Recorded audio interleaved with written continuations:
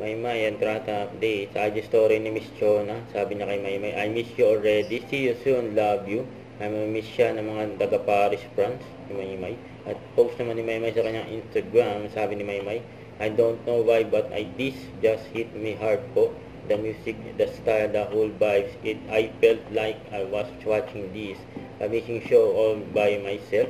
Totally catch in the moment. It was a memorable first one I carry with me forever. Hug thanks to my son Yoshiki official for making me feel something real.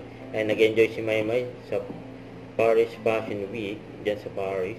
Hello, Ate Rachel. Enjoy yung look po. Ayan, binati ni Maymay. See you soon. Sa ito pa yung highlights ni Maymay sa Paris Fashion Week dyan sa France. Ang ganda ni Maymay eh.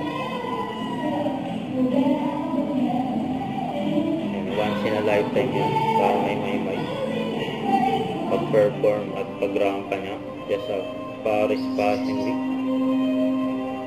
And deserve yan ni Maymay eh. Ang makapag-iara talaga yan.